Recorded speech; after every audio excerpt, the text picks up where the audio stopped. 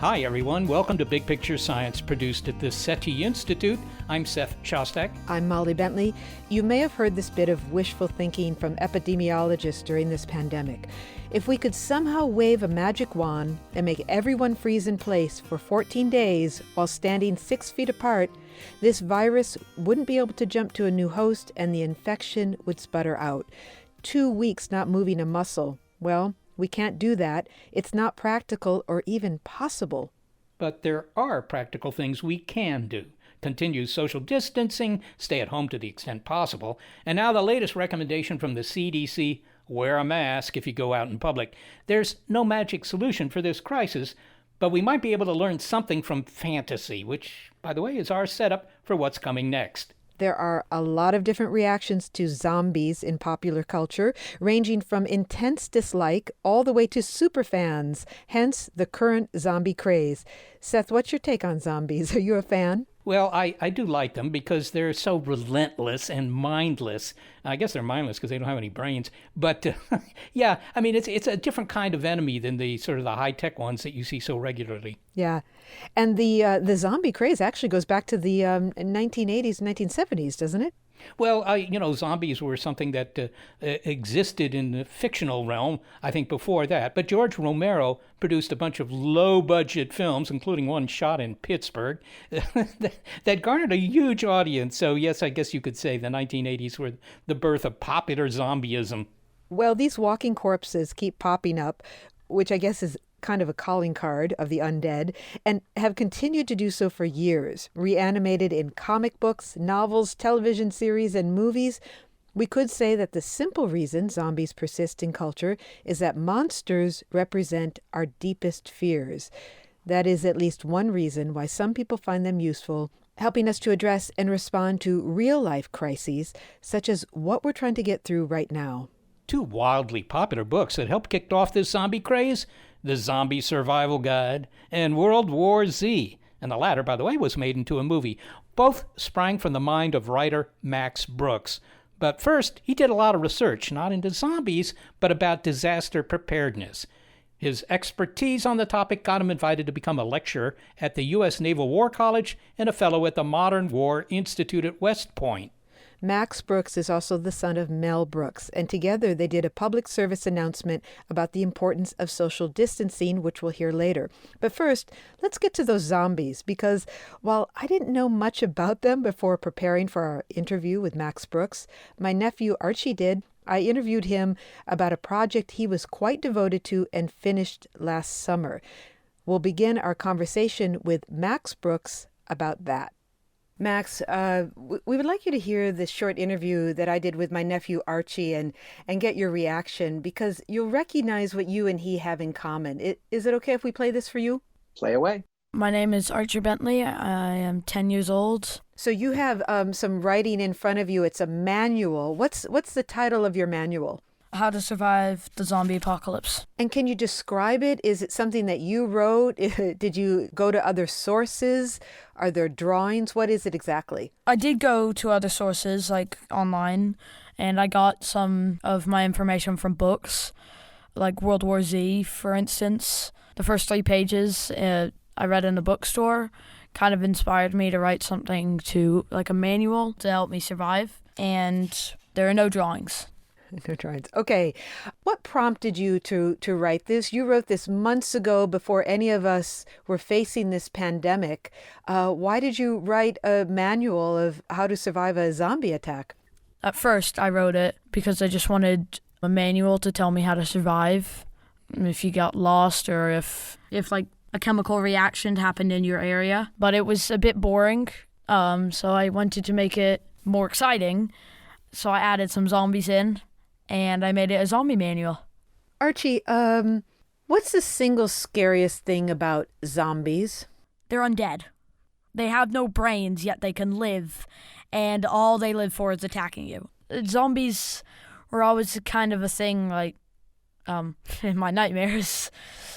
Myths, legends, and kind of like mysteries are really my thing. So I kind of wanted to do something of survival with something that's completely fake and not real, so that would be zombies. I wonder if you could just read some of your suggestions there. I know that you have a lot of pieces of advice, but is there one or two that you just want to read to us from your manual? Here's one where I got the background from the internet, but I wrote, have a 72-hour kit prepared and packed into a comfortable backpack ready to go at a moment's notice. Water, food, iodine tablets, flashlight, batteries, first aid kit, earplugs, matches, good hiking boots, tarp, sleeping bag, 3 sets of extra clothes, Swiss Army knife, and Twinkies. Archie, finally, it could be kind of depressing to be chased around by zombies all the time. You seem pretty cheerful, though. How does one stay cheerful and optimistic in a zombie attack? I have a manual here about how to stay cheerful. Either listen to your favorite music, don't be a zombie. Are you doing anything right now that comes from your manual? Yeah, listening to music. All right, stay well, Archie. Thank you. And thank you for having me. You're welcome. Bye. Bye. Well, Max, I wonder if you have a reaction to hearing that, to hearing a 10-year-old draw inspiration from your work to create his own survival manual. He read the wrong book. This poor kid read the wrong zombie book. My first book was literally a book on how to fight zombies. And we have to send it to him immediately. You've got to email me his address so I can get this to him. Well, I'm sure he would love that. And I want to apologize for my nephew reading the book at the bookstore and not buying it. No, that's quite all right. Listen, now I know who to go to when the dead rise. I don't want to presume that he would protect me, but if there's a chance, if you could just pass him a note and just let him know that, when the dead start to rise, I'm coming to his house. Max, for you, what's the appeal of zombies? I mean, life after death? Is this just a sort of a maybe forlorn hope that you can come back even as a mindless, brainless critter? What? No, that's crazy. I'm not. There's no want or love. There's nothing but fear. Did you have a fear of zombies when you were younger? Yes, I'm terrified of zombies. My very first book is the Zombie Survival Guide, because I was terrified of zombies and I wanted to write a book on how to protect myself. Your book about zombies is really a survival manual, and you there's a lot of research that goes into this about actual preparedness in a disaster. But I wanted to just talk about the appeal of zombies for a moment. I mean, you heard what the appeal was for a 10-year-old, but I do wonder if there's something about monster stories and horror stories that help adults as well imagine the unimaginable. Well, let's just talk about this 10-year-old for a minute and say that he nailed it. Because when you're trying to impart facts, when you're trying to educate, the two great pitfalls are either scaring people away or boring them to death.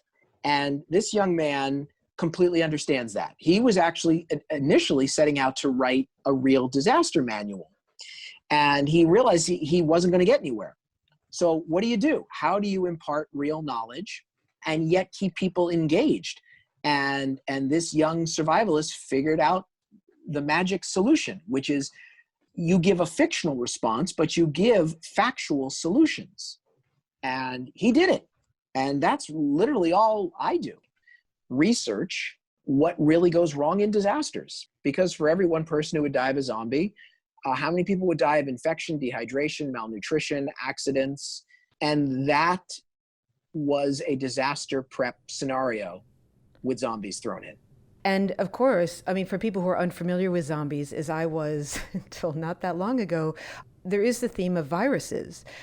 A pandemic, a viral attack, in the case of a zombie attack, turns people into zombies, but a virus is still involved. Yeah, zombies are a great metaphor for viruses. It's my zombie virus. In many ways, I based on AIDS because that was the plague of my generation, and it's based on person-to-person contact, exchange of fluids, no different than AIDS. That's why I didn't make it airborne. And also the reason I made my zombies slow instead of fast is because most effective pandemics are ignored or downplayed. It's the difference between COVID-19 and Ebola.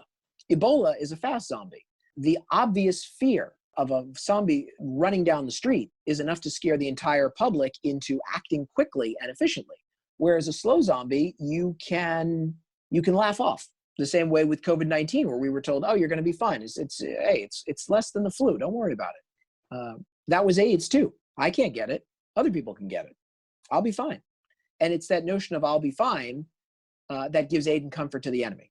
And so that is why I made my zombies the way they are.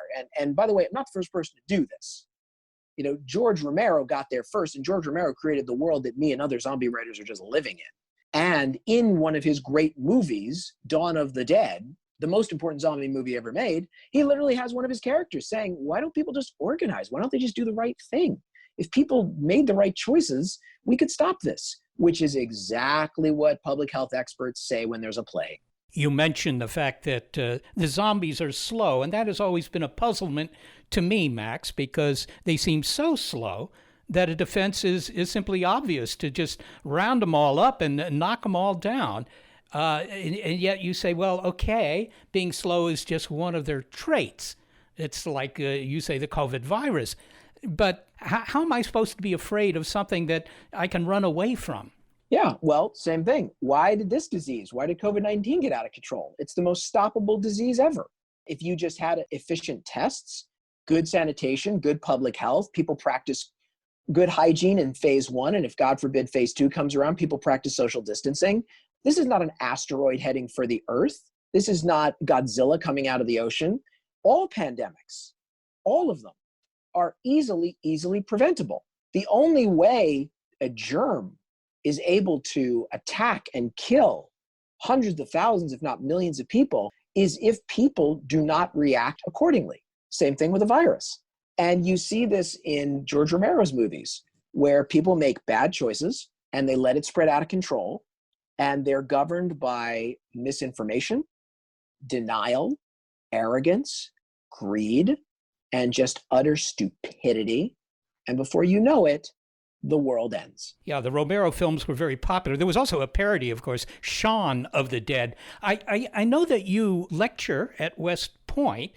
What is indeed the point that you're trying to make to the military strategists? Well, I should say that World War Z was on the reading list of the presidential, you'd call it the presidential reading list at the Naval War College. This was many years ago. I was asked to come lecture. And I talked about creativity, and I talked about how societies respond to crisis. Because in all my work, I research heavily real threats. For every 1 hour I spend writing, I spend 10 to 100 hours researching. And like I said, my threats are fictional, my solutions are factual. And so therefore, if we're talking about a plague, a natural disaster, a war, all the pieces that you find in my book are the exact same puzzle of reality. How do individuals respond? How do systems respond? How do governments respond? I speak to the military, and at the Modern War Institute, I lecture to cadets, and I publish articles specifically on systemic threats. You know that there has been research, actually, by mathematicians in which they use zombie apocalypse as a model for this kind of stuff, for viruses and other health threats. So apparently it has some similarities in terms of the exponential spread of the disease and also the exponential decrease of the infection, that sort of thing. Well, that's yeah, of course. You don't need a mathematician to understand the spread of infection. Anybody can do that.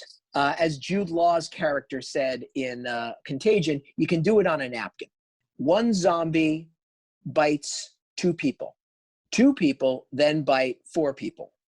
4 people bite 16 people. You do not need a PhD in advanced mathematics to figure out how this works. It is no different than what is called the R naught of any other infection. How is a virus transmitted? My zombie virus is transmitted through fluid.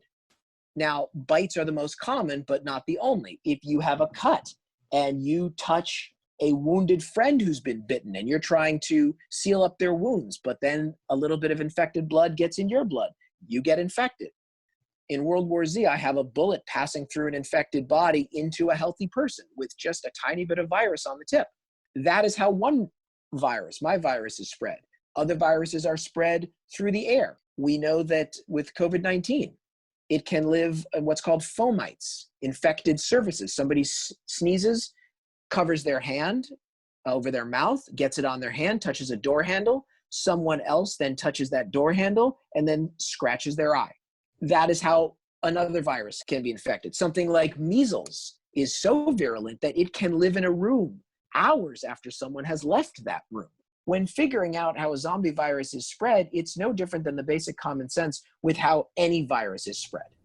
What's happening now is very real. And as anxious as adults are about what's happening, there's a very real effect on children. They've had their routines disrupted, and because children don't miss anything, they're picking up on all of our adult fears. I wonder if you have any advice for how to talk to children about what's happening. Yeah, I think children are much more resilient than we give them credit for. I know we're living in an age where we are reluctant to push our children in any way, shape, or form. But I think this is an opportunity to empower children by showing them that they have a responsibility beyond themselves.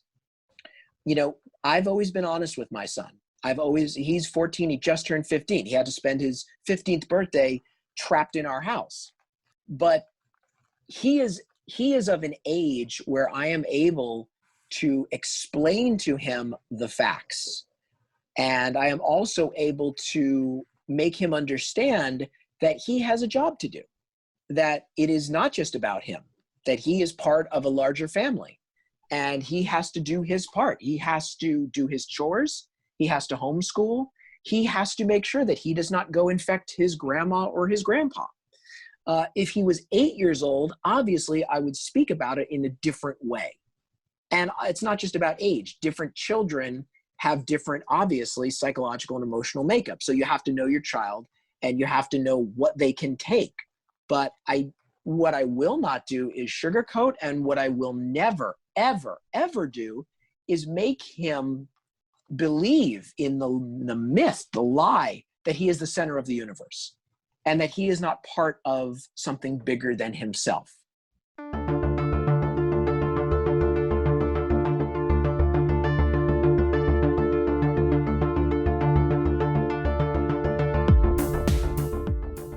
We continue our conversation with Max Brooks and his assessment of our national response to the coronavirus pandemic and whether humor has any role in helping us get through a global crisis. Let's call this what it is: Zombies, Bigfoot, and Max Brooks on Big Picture Science.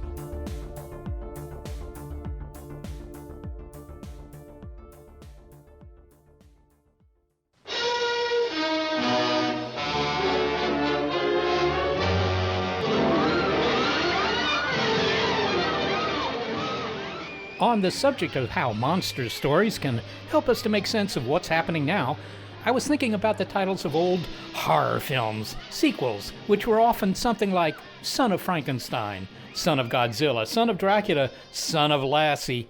And so our discussion about monsters with author Max Brooks could be called Son of Mel Brooks.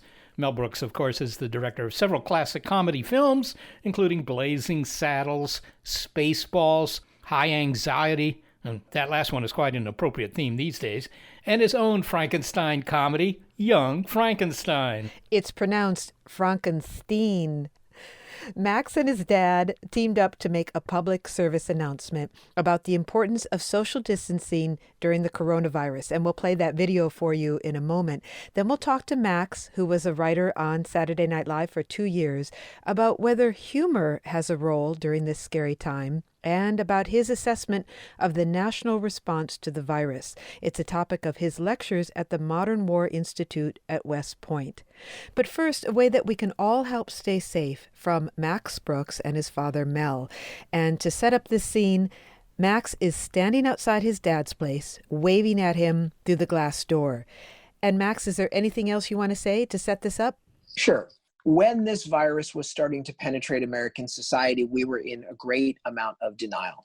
And what I wanted to try and get through was that it's not just about getting infected, it's about who you can infect. So I wanted to make it personal because that is how you get messages to the public. You speak to the heart. And the truth is, if I got the coronavirus, I would probably be fine. But if I gave it to my dad, he might not be fine. He probably wouldn't be fine. So I called my dad and said, hey, let's do a video where we explain in a very personal, funny, and practical way about how to keep people safe. Hi, I'm Max Brooks. I'm 47 years old. This is my dad, Mel Brooks. Hi, Dad. He's 93. If I get the coronavirus, I'll probably be okay. But if I give it to him, he could give it to Carl Reiner, who could give it to Dick Van Dyke, and before I know it, I've wiped out a whole generation of comedic legends. When it comes to coronavirus, I have to think about who I can infect, and so should you. So practice social distancing. Avoid crowds, wash your hands, keep 6 feet away from people, and if you've got the option to stay home, just stay home. Do your part, don't be a spreader. Right, Dad? Go home. I'm going. Go. Love you. I really love that. First, I just want to see, how is your dad and how is your family? How's everyone doing? Well, my dad, he's fine. I check in on with him every day. We were over at his house, I think about a week ago, but we did not go in the house. We waved to him through the window. We understand that he is in a very high risk group. My mother-in-law has had lung cancer twice. We cannot see her. We do not go anywhere. We don't even go to the store. We have enough supplies, and I've put enough seedlings in the vegetable garden that we get enough leafy greens. But we are trying as best we can to do our part to not spread the infection. Max, you said you decided to use humor for this PSA. And, it was thought maybe 40, 50 years ago that humor was the wrong thing. It was better to take the approach that they're taking now, for example, for labeling cigarettes, where you show the consequences and you try and scare people into better behavior. And yet, I think that research has shown a long time ago that if you try to get people to drive more safely by showing auto wrecks and, the carnage that results, that just turns people off. That humor is actually the better approach. Did you have that in mind, or did it just strike you that this was the way to go? Definitely. I would argue that maybe 50 years ago, I wasn't alive 50 years ago, I'm 47. Maybe people did take this stuff in a much more serious, heavy-handed way, but I would argue that 70 years ago, we used humor all the time. In World War II, comedy and cartoons and comic books were one of the greatest tools ever. When Pearl Harbor was attacked and the American government needed to educate the public, they reached out to the storytellers, and they even got Disney on board. And Walt Disney somehow was able to put his Nazi-loving anti-Semitism on the shelf and make movies that made us laugh, but then taught us how to defeat Hitler. I'm really glad that you say that, because I've been wondering whether or not there's room for laughter or humor during this time, other than the jokes about the stress of being cooped up. And I know how important humor is, but it feels like there are right ways and wrong ways to use humor in this situation, even though it's really what we could all use a dose of. Well, of course there is. This is not my first rodeo. My very first big grown-up job was writing for Saturday Night Live. And I got the job 2 weeks before 9/11. And we had a very big challenge in front of us. Do we use humor? Do we not? We did. And we didn't use it, I think, half as well as a man who became a force of nature, Jon Stewart. Jon Stewart was very brave and very factual and very deep and very smart, but he was also very funny. And he talked America through 9/11, the Iraq War, Katrina, and everything that followed. In the course of your disaster planning guide and the research that you've done in preparedness, disaster preparedness, who did you talk to, and what did they tell you about how prepared the world, or at least the U.S., was in its ability to respond to a pandemic? Well, in the course of my research and in the course of my work with the Modern War Institute, I have also been fortunate enough to work for the Bipartisan Biodefense Panel. And this is a group including people like Tom Ridge and Joe Lieberman, Donna Shalala, Tom Daschle, who are trying to get us ready for the next wave of biological attacks, bioterrorism, using germs instead of bombs. And I've been fortunate enough to be educated by them as to our state of readiness. We are not as ready as we should be. But I can tell you that we have the plans and the training in place to deal with this pandemic. There are certain crises that require leaps of imagination, like 9/11, things that had yet to happen, terrorists hijacking planes and flying them into buildings. That was something relatively new and therefore required a leap of the imagination. Pandemics, germs, disease have been with us since day one of the human race. That does not require a leap of imagination. That requires nothing more than remembrance. We have something called the National Response Framework. That is the master disaster plan. And in that plan is the Biological Incident Annex to the Response and Recovery Federal Interagency Operations Plan. And if you're wondering how I'm able to remember such a complex term, I don't. It's sitting right here on my desk. It is free and open to the public, and the government wants you to read it and download it and understand it. That is the advantage of living in a free and open society, unlike an autocracy like China. We have a plan. We have had a plan. We have been working to refine this plan since 1918. So the notion that we were caught unaware is an unforgivable, indisputable lie. That's unsettling. It does seem that people are taking this quite seriously now, even if there was an uneven response across the country, at least in the United States initially, about a month ago. But the question is, are there things even now that we could be doing that we're not? I mean, are we throwing everything that we can at this thing, Max? You're kidding, right?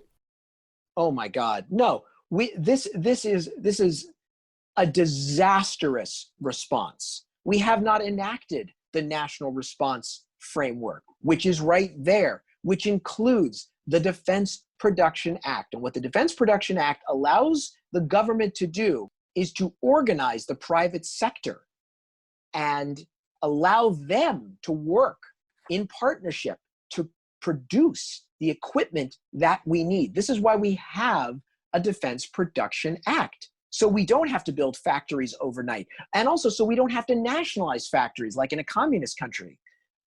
The Defense Production Act is there so our government can work in an equal partnership with our massive capitalist production base, which we have done since World War II, by the way. So we have this amazing tool, and I think the president has gone back and forth on whether or not he's going to enact it.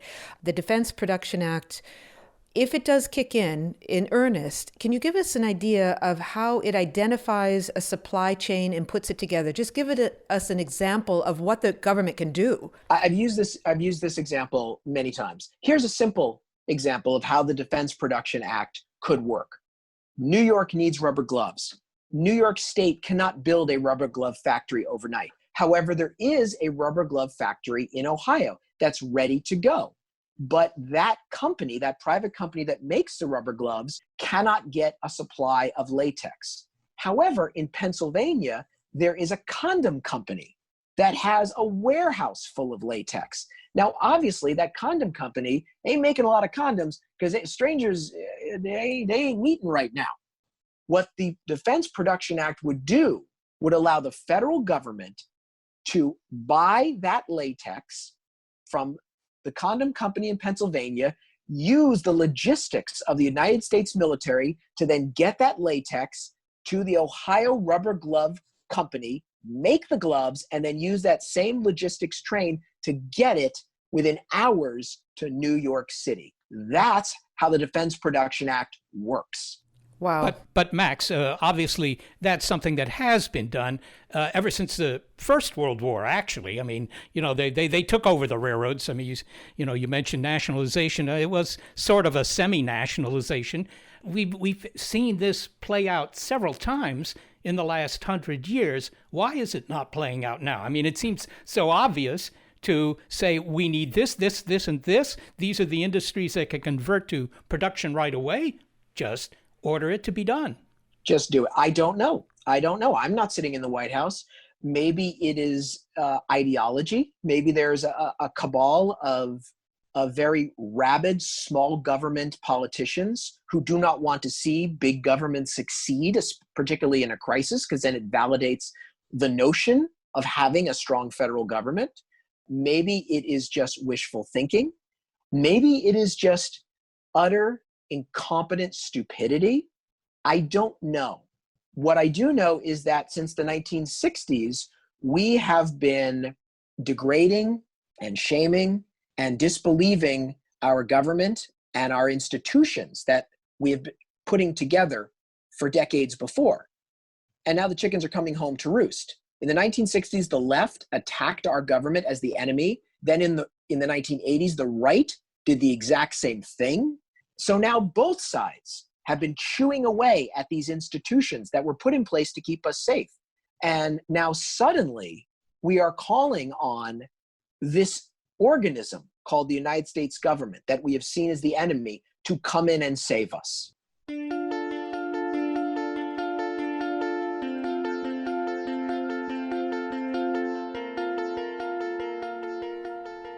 Well, as Max emphasizes, this is kind of a known threat.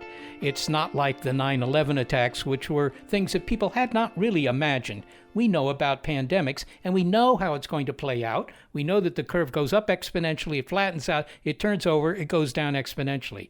So dealing with it doesn't require magic sauce. It's doing what we know how to do.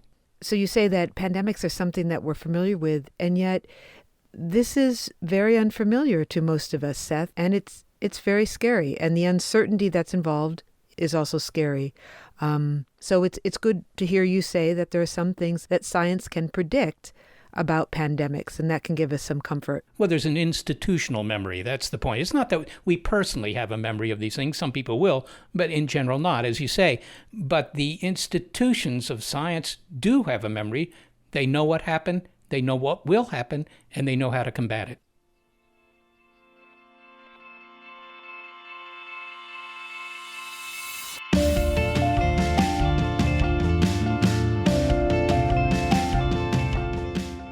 Up next, more of our conversation with author Max Brooks about a new book about monsters that also deals with disaster planning. And this time the menace is not zombies, but hirsute hominids. This episode is Zombies, Bigfoot, and Max Brooks on Big Picture Science.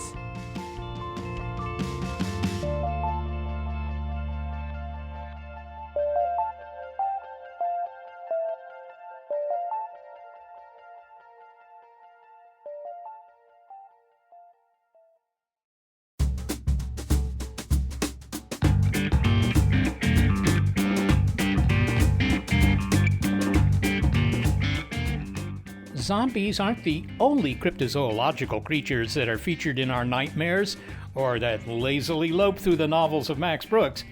Making an appearance in his newest book is a hairy bipedal animal supposedly endemic to the Pacific Northwest.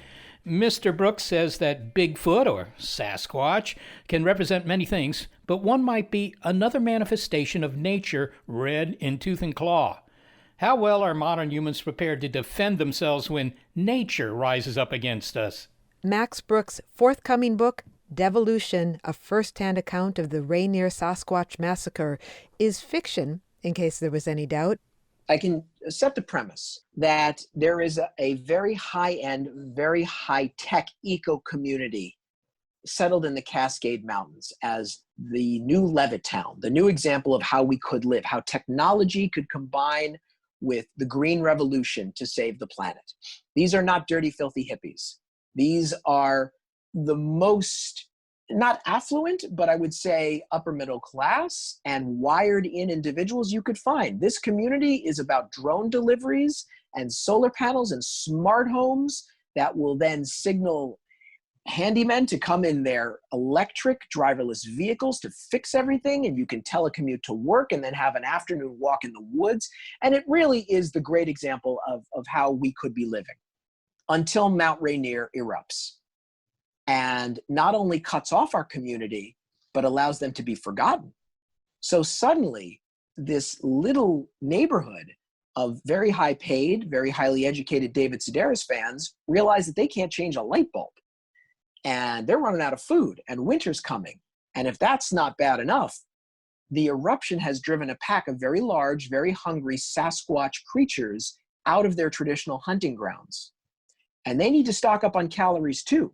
And they've suddenly come up against a pen of sheep. Well, Max, I'm curious why you chose Bigfoot, because I read something about your fear about Bigfoot when you were growing up, and I had the same thing. I grew up in Wisconsin, and in the 70s and the early 80s, I was really nervous about Bigfoot. There were a lot of stories about, urban legends and stories about Bigfoot, and I was nervous to go in our backyard. We had, kind of a forested backyard, and I'm just wondering, did we share the same fear growing up? I think we did. I grew up in a post-war ranch-style house with big plate glass windows surrounded by trees. So late 70s, early 80s, watching those faux Bigfoot shows, those documentaries, I was terrified that suddenly I would look and the wall next to me, the glass wall, would shatter and this massive ape would come for my throat.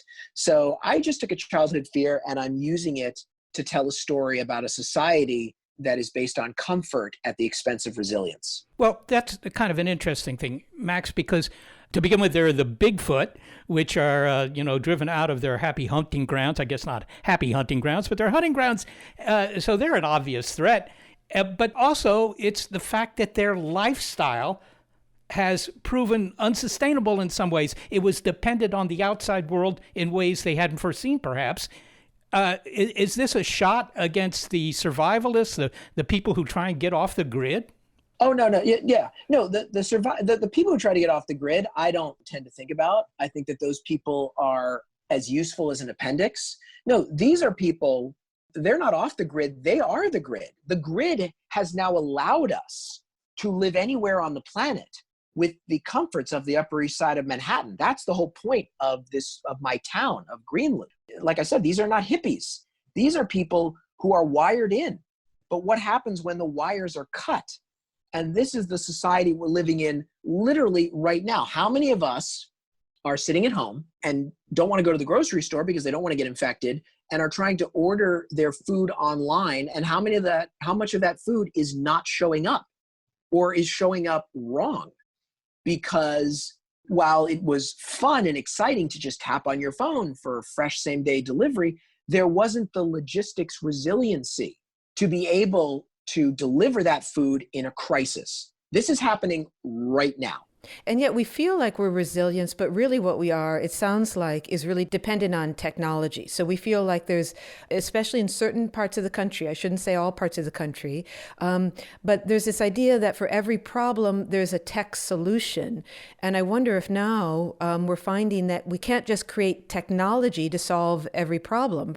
That there's some kind of old-fashioned common sense resilience, DIY, and understanding of nature that we need to employ as well. Well, I don't think it has to be DIY. I certainly don't want everyone to start digging latrines in their backyards.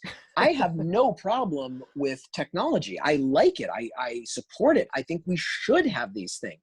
But I think when we design these new systems, we have to take into account what could go wrong. And if you want an example, look no farther than the Empire State Building. On the top of that building was built an airport for the day that we would all be commuting to work in giant bags of hydrogen. That is literally why the Empire State Building has that spire, because it never occurred to people that we wouldn't all be going to work in a bunch of miniature Hindenburgs. It was actually tested out. They did dock some dirigibles there, right? It worked. It was great. Everyone said this is going to be the wave of the future. You're going to leave your house in Connecticut or New Jersey or wherever, and you're going to drive to your local blimp port, and the blimp is going to take off and take you right to your building. What could possibly go wrong? Another theme that came up for me, besides the one about technology, is whether or not we've lost touch with nature. I know that seems kind of pat, but the reason it did is that scientists have not just been warning about pandemics, but specifically of the role that deforestation has played in awakening them. In other words, when we clear away trees, perhaps we burn them to make way for agriculture, we eliminate this buffer between wild animals and their vectors, and we can create a spillover effect. In fact, just today, the day that we're recording this, there was a headline about a story how deforestation and climate change could unleash a mind-boggling number of coronaviruses. So I'm wondering if your book is also exploring that idea of these sort of well-meaning back to nature types coming up against real nature in tooth and claw, one, and also the fact that we don't really understand how to live in harmony with nature anymore. Yes, no, that is exactly one of the themes of the book. You can't live in harmony with nature because it's not harmonious. Nature sets the rules, and you can't write your own rule book and expect nature to obey. That is the problem with the people in my little eco community. These are urbanites. These are people who have never been in nature and therefore are able to anthropomorphize it. This is the problem. This article that came out today about plagues crawling out of jungles that are being cut down, to that I just say, duh, because we've known about this for decades. This is nothing new. We have known the more wilderness we cut down, the more we expose ourselves to hidden pathogens. My work with the Biodefense Panel has taught me that one of the great vectors of disease into this country is the illegal pet trade, because people want their exotic pets. But because those pets are illegal, they're smuggled into this country without any inspections, without any medical checkups. We have no idea what we are bringing into the U.S. Max, one of the leitmotifs I'm hearing in your comments is preparedness. That we seem to be very poor at firing up our crystal balls and seeing the kind of things that could be a threat around the corner. One, of course, is naturally myopic. I'm sure that's wired into us. 100,000 years ago, you didn't have to, worry too much about what might happen to you 2 weeks into the future. But this preparedness, how do we address that other than calling attention to it? Well, I think that we need to hold ourselves and our politicians and our corporations accountable to what happens if things go wrong. And that does not mean freaking out, and that does not mean having anxiety. In fact, the better you prepare, the calmer you feel. I get into my car every day knowing that generations of safety advocates have put in seatbelts, airbags, crash tests, street lights, speed limits, all the things that will keep me from being killed in a car crash. I know the fact that when I go to a public building, and the day that I will go back to a public building, I know that regulations have put in fire exits and lit signs and smoke alarms and a million regulations to make sure that this building doesn't turn into the Triangle Shirtwaist Fire all over again. Preparing is not panicking. If you prepare, you won't panic. It's that simple. Okay, but how do we do that better? I mean, America is usually a reactive society, right? And one can assume that after this pandemic, sort of goes away, which it eventually will, that, people will say we've got to, bring back the government organizations that help us prepare for the next pandemic and so forth. But they may be missing the next crisis because we don't see them coming. I mean, maybe there's no cure for that. I think one of the things we can do, one specific thing we can do, is choose our leaders better. It's that simple. You do not vote for the person you want to have a beer with. You vote for the smart person that will keep you alive. Is there any country that you can point to and say they did it right, in the sense that not only did they react correctly, but they prepared correctly? Of course. I can look at Israel. Israel is always under siege, and Israel understands that they must respond as a nation and not as a gaggle of patchwork systems. South Korea lives under a dark cloud every day. Taiwan, the exact same thing. They all understand how fragile they are. Little tiny countries who live on the brink of extinction. And so when their country calls, they answer.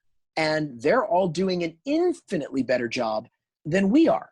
But I will say that one thing America has going for it, and this is a beacon of hope, no other country in the history of the human race is able to adapt so quickly and so radically as Americans.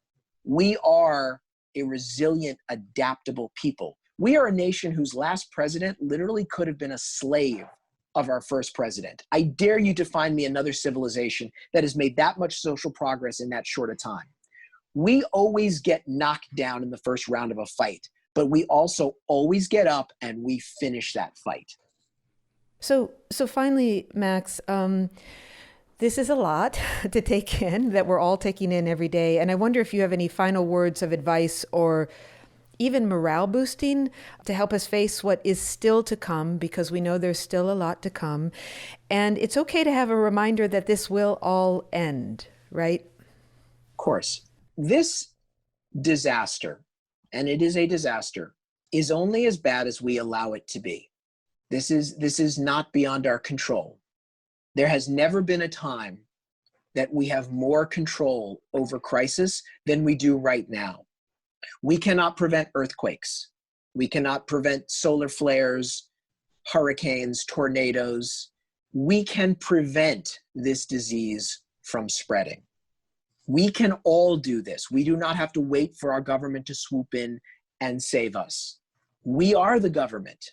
I literally just got off a meeting with cadets in the military who are worried about how they're going to lead platoons when those platoons' families are at risk of infection. We can support our troops by making sure their families don't get infected. We, as private citizens in a free and open society, have the power, have the responsibility to do our part. And we can. If everyone just stays at home and does what is required of them, then that social distancing will slow the spread and will make room in the hospitals for other people to get badly needed medical care. This is all on us. Max Brooks, thank you so much for talking to us. Thank you very much, guys. Max Brooks is author of The Zombie Survival Guide, World War Z, and the forthcoming Devolution. He is also a lecturer at the U.S. Naval War College and a non-resident fellow at the Modern War Institute at West Point. Well, Seth, so the big picture here is, I have to say, I'm surprised. I was intrigued by this idea of looking at this pandemic and how we respond to it through the lens of fiction. And not only just fiction, but monster stories of zombies and Bigfoot. And I think that Max Brooks made a good case for how they're both useful. Yes, well, that's true. And of course, that idea that you have kind of an analog of a real situation and portray the reaction in fiction, I mean, you could think of War of the Worlds written in 1898. That was something similar. It had to do with the British Empire, in fact. But one point that I thought that Max made that really, struck a chord with me was this idea of his characters valuing comfort over resilience. They didn't even realize that they weren't resilient. Everybody was connected, everybody was comfy, but they didn't have that resilience against a threat that they hadn't foreseen. And he's saying, look, we know what to do here. We're not on the Titanic as it's going down. We can all get a lifeboat if we just do what we know we should be doing. Look, the message here is fundamentally optimistic. We will get through this, but the pain is going to be considerable. The loss is going to be considerable. We all know that. But it's not just that there's light at the end of the tunnel. We know that this tunnel has an end.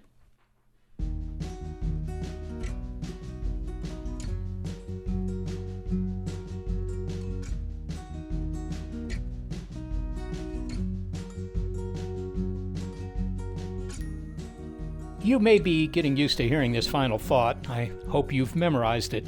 But there's still a lot of misinformation out there about this outbreak, including pseudoscience remedies and false statements about how the virus operates. If something sounds incredible, it probably is. So check the facts with reputable science sources like your local public health service and the Centers for Disease Control and Prevention, or the CDC. Follow the science. We couldn't do this show without senior producer Gary Niederhoff and assistant producer Sarah Derwin. Thanks to them for their help and for continuing to work on the show from their homes. I'm executive producer of Big Picture Science, Molly Bentley. Thanks also to financial support from Rena Shulsky David and Sammy David, and to the William K. Bowes Jr. Foundation. Big Picture Science is produced at the SETI Institute, a nonprofit education and research organization that investigates, among other things, the evolution of life. I'm the Institute's senior astronomer, Seth Shostak. Also, a big thanks to our listeners. This episode of Big Picture Science is called Zombies, Bigfoot, and Max Brooks. If you'd like to hear it again or hear more Big Picture Science episodes, well, you'll find them in our archive at bigpicturescience.org, and you'll also find links there to the guests you heard today. Stay safe, everyone.